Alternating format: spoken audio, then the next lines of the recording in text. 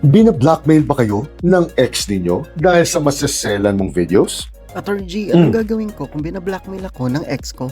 Pag-usapan naman po natin ngayon ang lahat ng uri ng sexual cybercrimes sa bansang ito. At ito po ang tatlong pangunahing batas laban po dito. Ang una, ang Mosaic Law, ang RA 11930 o ang Online Sexual Abuse and Exploitation of Children o Mosaic Law ay isinabatas lang po noong 2022 upang mahigpit na ipagbawal po ang paggawa, paghahawak, pagpapakalat, pagbebenta at panonood po ng mga malalaswang photos and videos at ang pagre-recruit po o ang pagla-livestream ng mga nasabing malalaswang photos and videos kapag may menor de edad po o below 18 na kasali dito. At kapag napatunayan po na nagkasala kayo sa batas na ito, maaari po kayong makulong ng habang buhay at pagmultahin ng hanggang 20 milyon po dahil po dito. At ang pangalawa ay ang bawal bastos law. At dahil naman po sa RA 11313 o mas kilala sa tawag na bawal bastos law, mahigpit na pong ipinagbabawal ang pambabastos po sa inyo kahit sa online lang po nilang gawin ito. Kaya kapag sina-cyberstalk po kayo o sina-sexually harass via online po kayo o nag-revenge porn na po ito o kung ikinalat na po nito ang mga masiselang photos at videos ninyo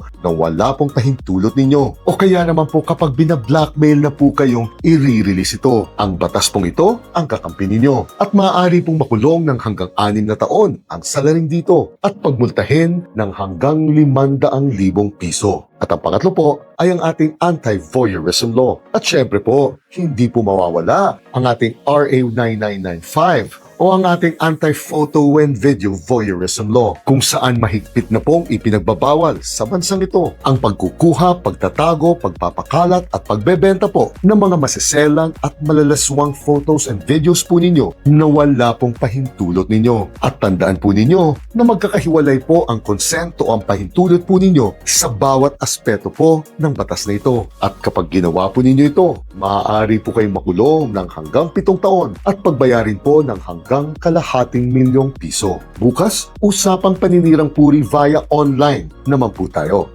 Chine!